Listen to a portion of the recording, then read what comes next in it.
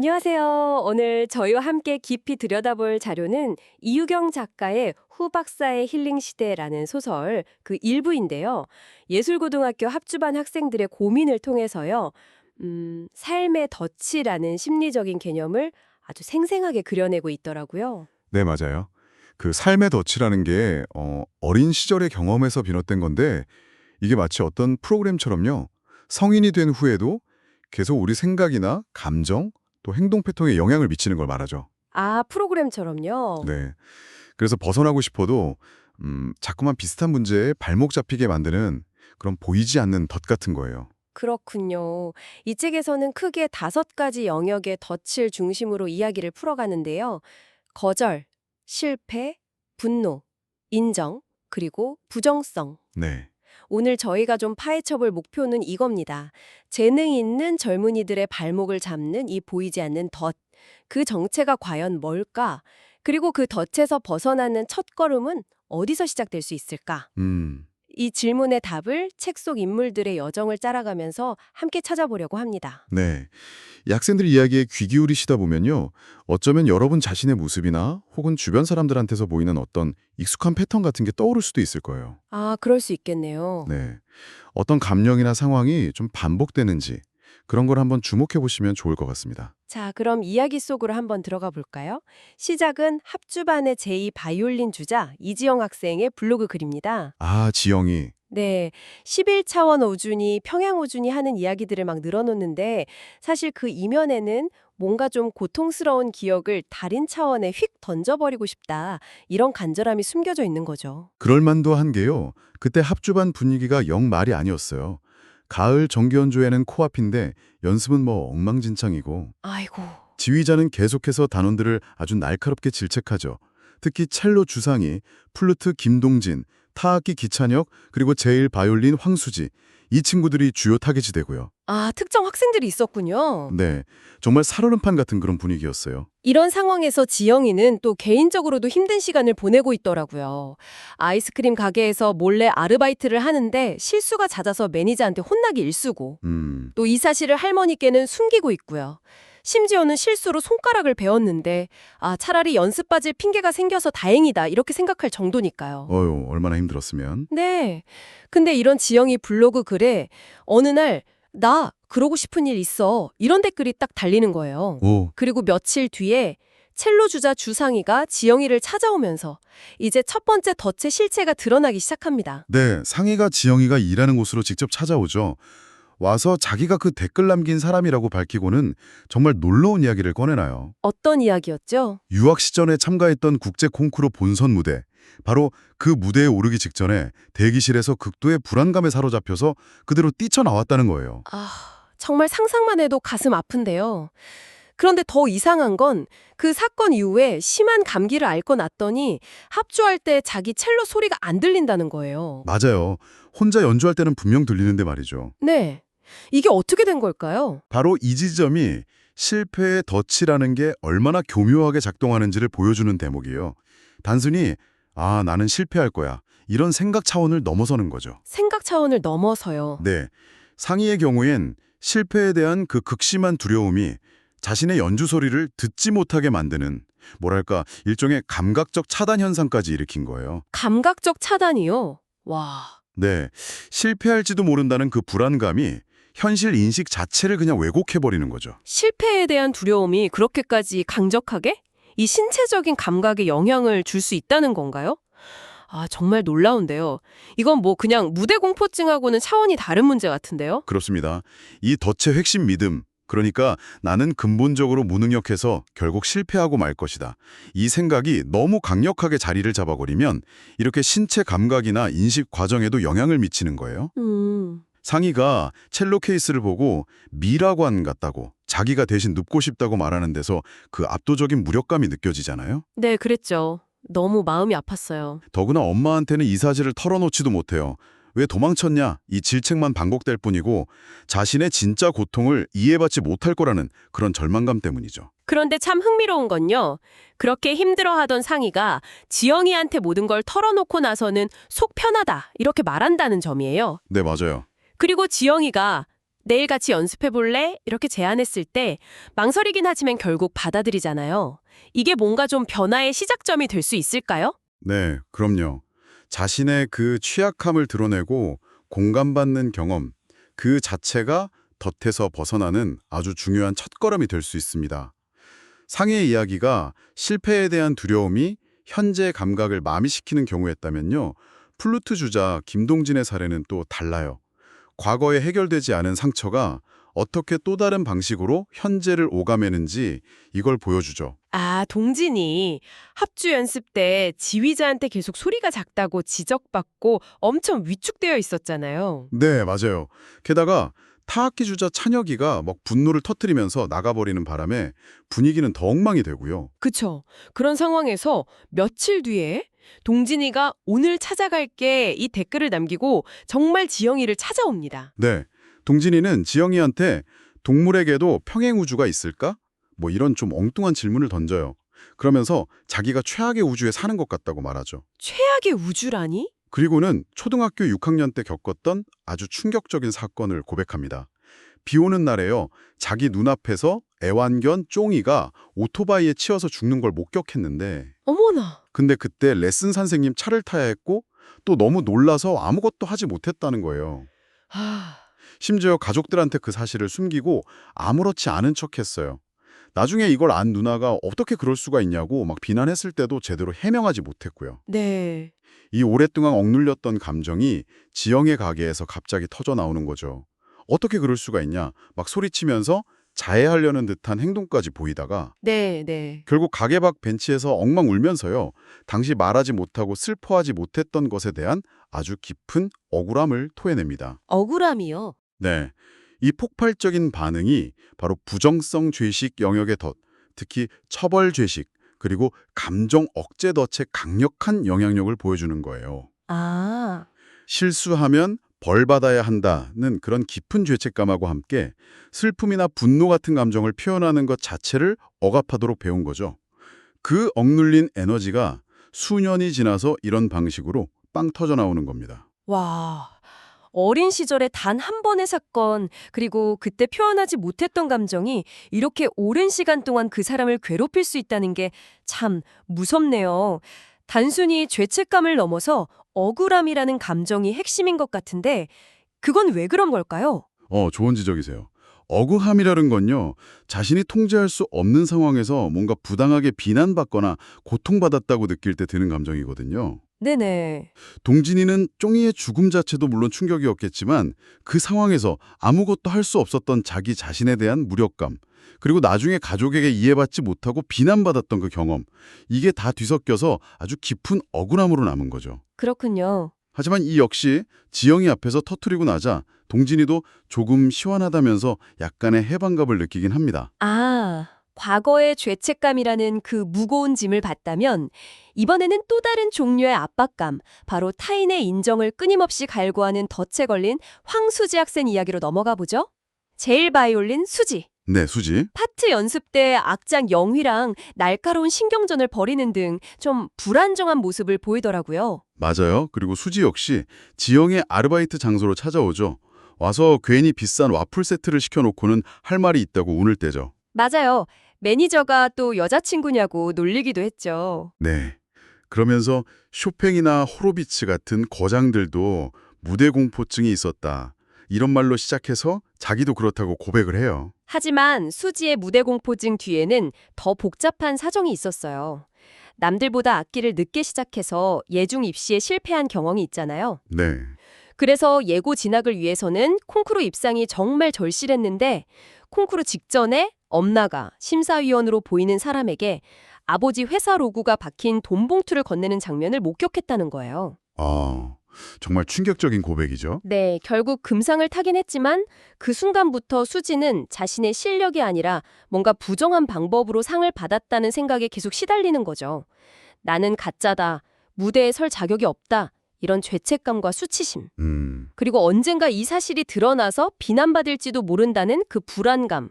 이게 다 뒤엉겨서 무대 공포증으로 나타난 거고요. 네, 이게 바로 인정의 덫 영역, 그중에서도 인정 추구 덫의 아주 어두운 단편을 보여주는 겁니다. 여기서 좀 궁금한 점이 생기는데요. 물론 부정한 방법을 목격한 건 큰 충격이겠지만 사실 예고 입시나 콩쿠르처럼 치열한 경쟁 속에서 느끼는 그런 극심한 스트레스나 아니면 원래 좀 완벽주의적인 성향 같은 것도 무대 공포증의 원인이 될 수 있지 않나요? 그럼요. 근데 왜 이걸 특별히 인정의 덫과 연결해서 봐야 하는 걸까요? 네, 물론 다른 요인들도 당연히 작용할 수 있습니다. 하지만 수지의 핵심적인 고통을 들여다보면요. 자신의 진짜 실력이나 가치와는 상관없이 외부적인 요소, 즉 엄마의 행동이나 상 같은 걸 통해서 인정받았다는 그 인식, 정. 그게 설령 부정한 방법일지라도요. 거기에 자신의 가치를 의존하게 되고 그 과정에서 생긴 균열이 불안으로 표출되는 거예요. 이게 바로 인정 추구 덫의 핵심 메커니즘이라고 할 수 있습니다. 그렇군요. 그 와플을 마구 깨는 향동 있잖아요. 거기서 그 내면의 혼란과 분노 같은 게 살짝 엿보이죠. 네, 맞아요. 자신의 가치를 외부에 인정해 두게 되면서 오히려 더 큰 불안과 자기 혐오에 빠지게 되는 그런 역설이네요. 아, 지영이가 누구나 사는 거 조금씩은 쪽팔린 거래. 이렇게 좀 어설프게 위로하니까 수지가 오히려 안도하면서 돌아가는 모습이 참 인상적이었습니다. 네. 자, 이렇게 타인의 인정을 갈망하는 수지와는 좀 정반대로 기존의 틀 자체를 막 거부하는 듯한 모습을 보이는 학생도 있죠. 바로 타학기 주자 기찬혁입니다. 맞습니다. 찬혁이 합주 연습 때마다 불만을 터트리자 결국 뛰쳐나갔잖아요. 이 찬혁이를 만나기 위해서 악장 영휘가 지영이한테 같이 가자고 부탁을 하죠. 아, 영희가요? 네, 네가 남의 말을 잘 들어주니까 이런 이유를 대면서요. 신촌의 한 클럽 앞에서 만난 찬혁이는 완전 펑크로커 같은 과격한 차림새고요. 네, 묘사가 그랬죠. 찬혁이는 클럽에서 밴드 멤버들하고 드럼을 치면서 막 에너지를 분출하는데 쉬는 시간에는 영희랑 지영이한테 오케스트라에 대한 불만을 막 쏟아냅니다. 어떤 불만이었죠? 합주단이 너무 따로 놀아서 자기가 끼어들 틈이 없다. 팀파니 역할은 너무 지루하다. 오케스트라보다는 밴드가 자기한테 더 맞는 것 같다. 이런 이야기들이요. 그러면서 자기랑 영희는 진작부터 그 블로그 글쓴이가 지영일 거라고 짐작했다고 말하죠. 아, 이미 알고 있었군요. 네, 지영이의 그 들어주는 역할을 인정하는 것 같으면서도 지영이가 언급한 촉근 이론에 대해서 막 아는 척 하다가 지영이가 그냥 인터넷에서 봤다고 하니까 에이 사입이네 하면서 말을 딱 끊어버리고 좀 충동적이고 자기중심적인 면모를 보여줘요. 찬혁이의 이런 행동은 어떤 덫이랑 관련이 있을까요?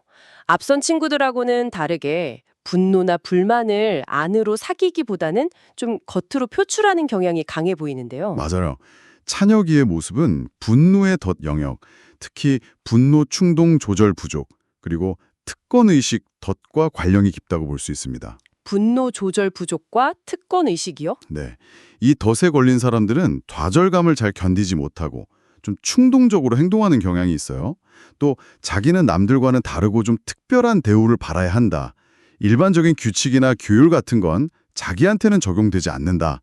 이렇게 생각하는 특권 의식을 보이기도 하고요. 아, 찬혁이가 오케스트라라는 그 정해진 틀에 답답함을 느끼고 반항적인 태도를 보이는 건 이런 덫의 영향으로 해석해 볼 수 있는 거죠. 그렇군요.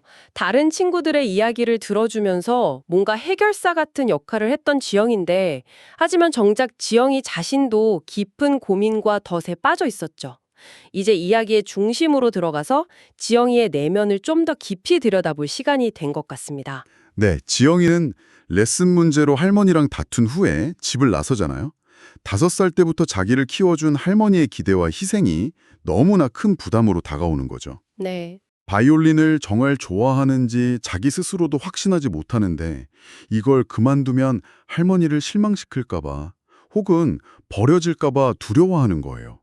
과거에 가출했던 경험을 떠올리면서 자기는 결국 갈 곳이 없고 할머니에게 의존할 수밖에 없는 존재다. 이렇게 느끼는 장면도 있었고요. 맞아요. 거실 장식장에 있는 그 트로피들이 자신과 할머니를 오가매는 족쇄처럼 느껴진다? 이 독백이 참 아프게 다가왔어요. 네, 저도요. 이건 어떤 덫과 연결될까요? 사랑받고 보호받고 있지만 동시에 뭔가 숨막혀 하는 이 복잡한 감정은 어떻게 설명할 수 있을까요? 바로 그 복잡함이 거절의 덫 영역의 핵심을 보여주는 겁니다. 이 영역에는 버림받을 거라는 두려움, 즉 버림받음 거절 덫이 있고요. 네. 또 정서적인 지지나 공감을 충분히 받지 못했다고 느끼는 정서적 박탈감, 그리고 자신에게 뭔가 근본적인 결함이 있다고 믿는 결함 수치심, 세상과 잘 어울리지 못한다고 느끼는 사회적 고립 같은 덫들이 포함돼요. 아, 여러 가지가 있군요. 네. 지영이는 할머니의 사랑, 그 이면에 있는 기대를 충족시키지 못하면 버림받을지도 모른다는 아주 깊은 불안, 버림받음 덫을 느끼고 있고요. 또 자신의 진짜 감정이나 욕구, 예를 들면 바이올린에 대한 회의감 같은 거요. 이걸 표현하지 못하면서 정서적으로 고립되어 가는 모습, 정서적 박탈감, 수치심 덫을 보이는 거죠. 사랑과 부담감 사이에서의 아주 힘든 내적 갈등이에요. 지하철에서 악장 영희랑 나눈 대화가 그래서 더 의미 있게 느껴졌어요. 영희가 지영이의 힘듦을 딱 알아봐 주잖아요. 네, 그렇죠. 그리고 자기가 다른 아이들한테 지영이 블로그에 대해 힌트를 줬다는 사실도 솔직하게 인정하고요. 맞아요. 그러면서 악장으로서 느끼는 부담감도 털어줬고 음악이 누구에게나 힘든 과정이라는 걸 이야기해주죠. 마음, 바이올린에 대한 확신 부족이라든지 할머니와의 관계에서 느끼는 부담감 같은 것들 이걸 영희한테 털어놓잖아요. 네. 영유의 당당함이 부럽다면서 자기는 로봇 태권브이처럼 강해지고 싶다고 고백하죠. 아, 맞아요. 태권브이. 네. 여기서 영유가 나중에 보내는 그 문자 메시지가 아주 중요합니다. 로봇 태권브이는 혼자 못 움직여. 훈이가 조종하는 거라고. 아, 그 메시지죠. 저도 기억나요. 혼자 힘으로 모든 걸 감당하려고 하지 않아도 된다? 뭐랄까? 관계와 연결의 중요성을 암시하는 것 같았어요. 정확합니다.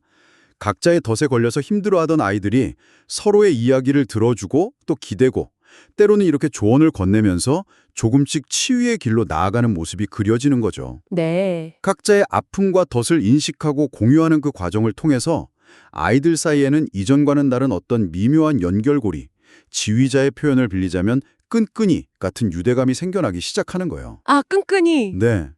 연주의 하루 전 마지막 연습에서 지휘자가 오늘은 좀 끈끈이가 생긴 것 같다면서 편안하게 연주하라고 격려하는 장면이 이걸 상징적으로 보여주는 거죠. 그리고 마침내 연주의 당일 지각할 뻔한 지영이를 수지가 딱 데리러 오고 네. 동진, 찬혁, 상이랑 같이 막 연주회장으로 달려가는 모습, 또 무대 비에서 영휘의 파이팅 구호에 맞춰서 서로 격려하는 장면, 이런 것들이 이 아이들의 변화와 성장을 정말 함축적으로 보여주는 것 같아요. 그쵸. 무대에 올라서 각자 자리에 앉아서 조율을 하고 객석의 할머니랑 눈을 맞추면서 미소를 교환하는 지영이, 그리고 마침내 지휘자의 손끝에서 시작되는 그 하모니.